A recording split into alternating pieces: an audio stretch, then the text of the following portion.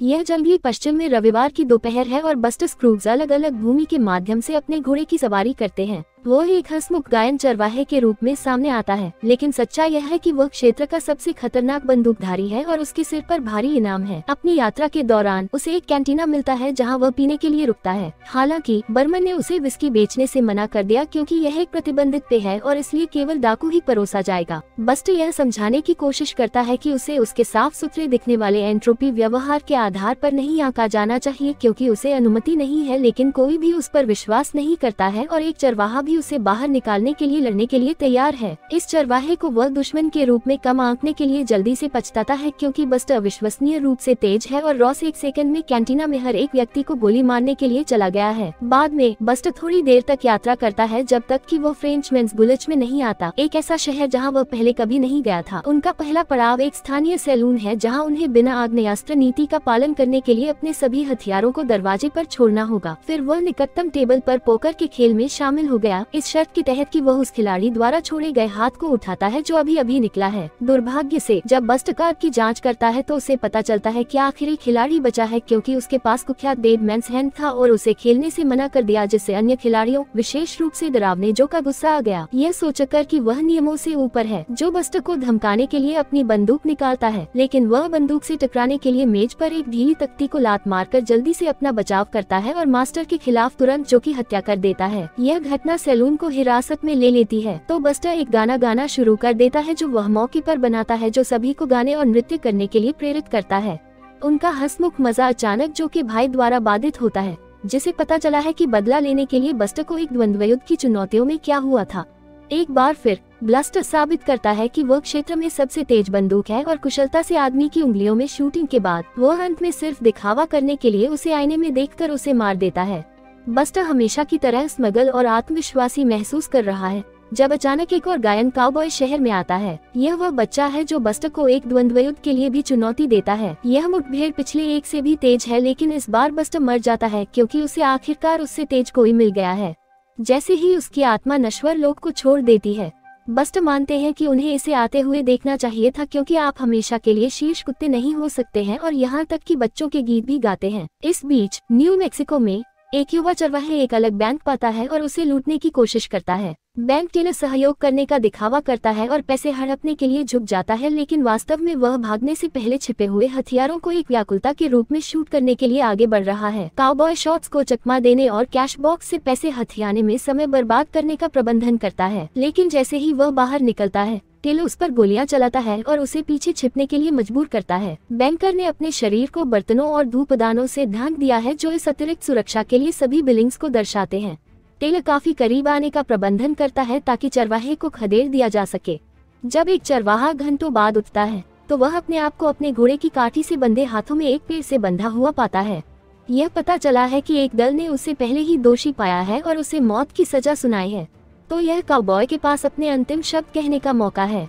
इससे पहले कि काउबॉय हालांकि कुछ भी बोल पाता, वे कॉमन्स योद्धाओं के एक झुंड द्वारा घात लगाए हुए हैं जिन्होंने जल्दी से पूरे दल को मार डाला जो चरवाहे को अपने घोड़े पर छोड़ देता है, यह सोचकर कि उसके लिए धीरे धीरे पीड़ित होना मजेदार होगा। चरवाहा अपने घोड़े पर कुछ घंटे बिताता है ताकि जानवर को बहुत दूर जाने से रोका जा सके और उसकी मौत हो जाए। आखिरकार चरवाहा अंततः भाग्यशाली हो जाता है और एक ड्राइवर को मिल जाता है जो उसे रस्सी से गोली मारकर मुक्त करता है और सुरक्षा के लिए उसे अपने साथ सवारी करने की अनुमति देता है। काउबॉय को पता चलता है कि वह उतना भाग्यशाली नहीं है जितना उसने सोचा था कि ढोलकिया वास्तव में एक पहलवान है, और जब दूसरी नीति यह पाती है कि वह भाग जाता है जबकि चरवाहा फिर से गिरफ्तार हो जाता है। क्षण भर बाद चरवाहे को शहर ले जाया जाता है जहां उसे न्यायाधीश द्वारा दोषी पाया जाता है और फांसी के केंद्र में रखा जाता है। अंत की प्रतीक्षा करते हुए वह भीड़ में एक युवती को देखने पर ध्यान केंद्रित करता है, तो आखिरी चीज जो वह मौत से पहले देखता है वह एक खूबसूरत नजारा हो सकता है, वहाँ से बहुत दूर नहीं, और उसने कभी भी हैरिस के साथ आपकी यात्रा नहीं देखी। एक ऐसा युवक जिसके हाथ या पैर नहीं थे, लेकिन एक बहुत ही सुंदर आवाज के साथ जिसका उपयोग वह क्लासिक सुनाने के लिए करता है। लिंकन में शेक्सपियर से दूसरों के बीच में हर बार जब वे किसी शहर में रुकते हैं तो यात्रा करने वाला वैगन मंच बन जाता है, और जब हैरिस अपने क्लासिक्स का पाठ करता है तो इम्प्रेसारियो दर्शकों से पैसा इकट्ठा करता है। वो हैरिस को अपना मेकअप लगाने और यहाँ तक कि खुद को राहत देने में मदद करने के लिए भी प्रभारी है। यह एक बहुत ही निराशाजनक और दुखद जीवन है और वह कभी भी सिरियो हर दिन हैरिस से अधिक थक जाता है जब वे गंदे घरों में जाते हैं। इम्प्रेसारियो हैरिस के लिए एक लड़की के लिए भुगतान करने की भी जहमत नहीं उठाता है। वो उसे उसी कमरे में छोड़ देता है और उन्हें घुमाता है जबकि उसका अपना मजा है। इसका मतलब है कि हैरिस को अभी भी सब कुछ सुनना है। जितना आगे वे पहाड़ी शहरों की यात्रा करते हैं, दर्शकों की उनके छोटे से शो में कम दिलचस्पी होती है और वे मुश्किल से कोई पैसा कमाते हैं। एक शाम इम्प्रेसारियो ने नोटिस किया कि उनके दर्शक छोटे हैं क्योंकि एक अलग वैगन पर सभी का ध्यान है। कौवा एक मुर्गे की जय जयकार कर रहा है जो कुछ चित्रित संख्याओं को उठाकर बुनियादी जोड़ और घटाव कर सकता है। मौका देखकर इम्प्रेसारियो चिकन खरीदने का फैसला करता है और वह इसकी उतनी ही देखभाल करता है जितना कि वह हैरिस की पेशकश करता है जो आगे आने वाले के बारे में चिंतित होने लगा है। अगले दिन ऊपरी सिरियो एक पुल द्वारा वैगन को रोकता है और नदी की गहराई का परीक्षण करता है जो पानी में एक बड़ा पत्थर गिराकर नीचे चला जाता है। परिणाम ठीक वही है जो उसे चाहिए और क्षण भर बाद इम्प्रेसारियो वैगन में एक यात्री के रूप में केवल चिकन के साथ सड़क पर वापस आ गया है क्योंकि हैरिस को भी नदी में धकेल दिया गया है। नदियों की बात करें तो एक पहाड़ से नीचे भाग रहा है जहां ग्रिजल प्रोस्पेक्टर सोने की तलाश में आया है।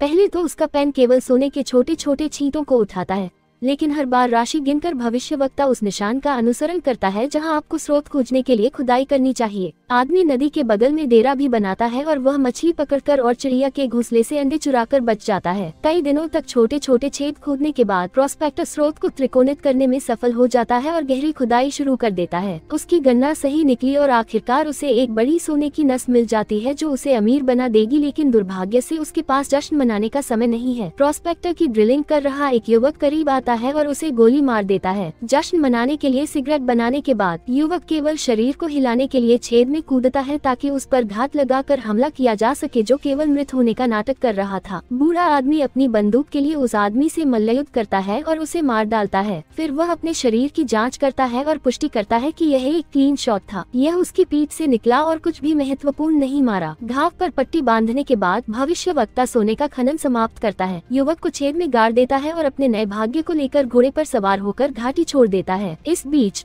भाई बहन एलिस और गिलबर्ट एक वैगन ट्रेन में शामिल हो गए हैं जो ओरेगन ट्रेल को पार कर रही है। गिलबर्ट वास्तव में एक अच्छा व्यवसाय नहीं है, लेकिन उसका दावा है कि उसने एक नए व्यापार भागीदार से संपर्क किया है जो ओरेगन में अपनी बहन से शादी करने के लिए तैयार है। उसके साथ यात्रा करते हुए गिलबर्ट का कुत्ता राष्ट्रपति पियर्स है, जिसे उसके लगातार भौंकने के कारण बाकी यात्रियों द्वारा बेहद परेशान माना जाता है। यात्रा शुरू होने के कुछ समय बाद गिलबर्ट एक हिंसक खांसी फिट के माध्यम से चला जाता है और हैजा की तरह लगता है कि मर जाता है। वैगन ट्रेन के नेताओं बिली और आर्थर स्वास्थ्य एलिस ने उससे पूछा कि क्या वह उसके साथ यात्रा करना चाहती है या वह घर वापस जाएगी, यह महसूस करते हुए कि उसके पास ओरेगन में अपनी किस्मत खोजने के लिए उनके साथ रहने के अलावा एलिस लौटने के लिए कुछ भी नहीं है। अगले दिन एलिस को और बुरी खबर मिलती है। लड़के गिलबर्ट ने अपने वैगन के दावों का नेतृत्व करने के लिए काम पर रखा था। उसे $400 का वेतन देने का वादा किया गया था और उम्मीद है कि आधे रास्ते तक पहुंचने पर पहली छमाही का भुगतान किया जाएगा। एलिस के पास पैसा नहीं है और उसके भाई के पास नहीं है। वो उसके कोट में रह गया था जो अब भीतर दब गया है। अब वापस जाना बहुत दूर है, इसलिए एलिस ने माथा और बिली से सलाह मांगी और बीच में मजदूरी और कहा,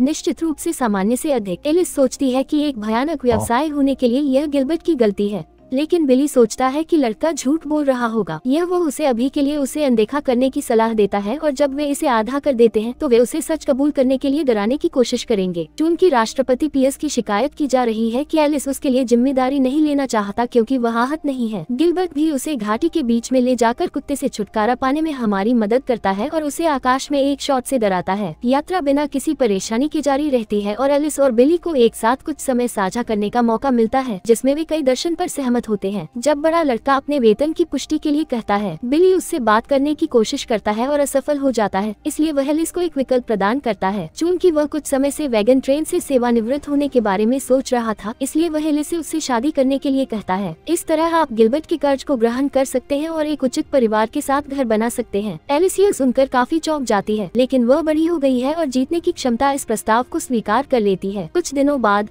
आर्थिक क्षेत्र में पाए गए ताज़ा रक्त के निशान के बारे में चिंतित है। केवल एलिसन के लापता होने की खोज के लिए अपने यात्रियों पर जांच करता है। यह पता चला है कि उसने राष्ट्रपति पीएस को पास में सुना और इसे देखने के लिए प्रेरी कुत्तों पर मोलभाव करने के लिए वैगन ट्रेन को छोड़कर जाने के लिए उसे एहसास हुआ। आर्थर उसे ढूंढता है और जितनी जल्दी हो सके उसे वापस लाने की कोशिश करता है, लेकिन दुख की बात है कि वे पर्याप्त तेज नहीं है और वे एक मूल अमेरिकी साथी द्वारा घात लगाकर हमला कर देते हैं। चूंकि उसके पास 2 हथियार हैं, आर्थर खुद का बचाव करने के लिए एक का उपयोग करता है और दूसरे को एलिस को अपने लिए चीजों को समाप्त करने का आग्रह करता है और वह मारा जाता है क्योंकि मृत्यु को मूल निवासी द्वारा कब्जा कर लिया जाना बेहतर है, जो उसे भयानक दर्दनाक दंड के माध्यम से डाल देगा। या तो है वास्तव में काफी कुशल बंदूक है, लेकिन यह सटीक शॉट्स के साथ मूल निवासियों को डराने का प्रबंधन करती है। लेकिन जब उसे लगता है कि सब कुछ खत्म हो गया है तो एक योद्धा उसे आश्चर्यचकित कर देता है और उसे झट से गिरा देता है। बेहोश होने का नाटक करना। आर्थर मूल अमेरिकी के करीब आने का इंतजार करता है और एलिसन के पक्ष में लौटने से पहले उसे गोली मार देता है, केवल सबसे बुरी खबर का पता लगाने के लिए। उसने यह भी सोचा कि वह मर चुका है और पिस्तौल का इस्तेमाल ठीक उसी तरह किया जैसे उसने उससे कहा था। उसे अपने कोट के साथ कवर करने के बाद या फिर वैगन ट्रेन में वापस जाने के लिए राष्ट्रपति पीएस के साथ मिलकर सोच रहा था कि फोर्ट मॉर्गन की स्टेज कोच की सवारी करने वाले लोगों द्वारा बिली को एक अलग सड़क पर क्या बताने जा रहे हैं। अधिकांश रॉक के लिए गाने के बाद जो मोटे तौर पर सवार सभी को परेशान करता है, जो बताता है कि वह और उसके साथी क्लेरेंस अक्सर इस मार्ग की यात्रा करते थे, जबकि कोच की छत पर किसी चीज के लिए कार्गो को अलग अलग करते हुए यह निर्दिष्ट किए बिना कि यह क्या है। अब जब पेन ने गाना बंद कर दिया है तो यात्रियों के बीच बातचीत शुरू हो जाती है, जिससे बर्ट ट्रैपर को एक हॉट पॉप के साथ अपने पिछले संबंधों के बारे में बात करने के लिए प्रेरित किया जाता है। एक महिला जो फलती फूलती है,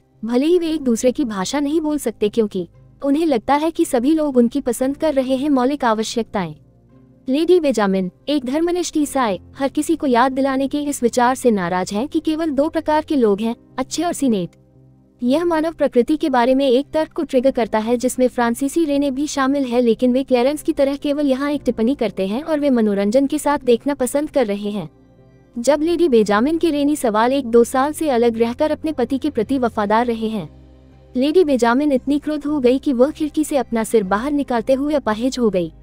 रेनी ड्राइवर को बिना किसी लाभ के कोच को रोकने के लिए कहने की कोशिश करती है, यह सोचने के लिए प्रेरित करती है कि कंपनी की नीति किसी भी कारण से कोच को रोकने की अनुमति नहीं देती है। बेहतरी को पूरा करने के लिए क्लेरेंस ने एक कड़वा लोकगीत गाने का फैसला किया जो सफलतापूर्वक महिला की मदद करता है, लेकिन उस रोने को भी मोटा करता है। जिज्ञासु इन रहस्यमयी व्यक्तियों के बारे में ट्रैपर उन्हें समझाता है कि वास्तव में उनका व्यवसाय क्या है और मोटा जो उनके बाउंटी हंटर्स को प्रकट करता है। उनकी टीम वर्क बुलेट प्रूफ है। मोटी कलम कहानियों के साथ उनके लक्ष्य को विचलित करती है, जबकि क्लेरेंस जल्दी से उन्हें छोड़ देता है। कलम भी उन्हें मरते हुए देखना पसंद करती है क्योंकि उनके लक्ष्य भावों में कुछ सुंदर है। यह सुनकर स्पष्ट रूप से अन्य 3 यात्रियों को डर लगता है जो अब अपने गंतव्य पर उनका इंतजार कर रहे हैं। एक बार कोच इसे फोर्ट मॉर्गन बनाता है, वे घबराते हैं। क्लेरेंस उनके माल को पकड़ लेते हैं जो एक शरीर के रूप में निकलता है और होटल में प्रवेश करता है जहां हर कोई रह रहा है। रेनी, लेडी बेंजामिन और एक ट्रैपर को थके हुए और डरे हुए महसूस करने में अधिक समय लगता है, लेकिन अंततः उन्होंने होटल भी समाप्त कर दिया और रेनी ने कोची को देखने के बाद उनके पीछे का दरवाजा बंद कर दिया, यह महसूस करते हुए कि जरूरत पड़ने पर कोई रास्ता नहीं होगा। सब्सक्राइब करना और नोटिफिकेशन चालू करना सुनिश्चित करें ताकि आप इस तरह के और वीडियो देख सकें। देखने के लिए धन्यवाद।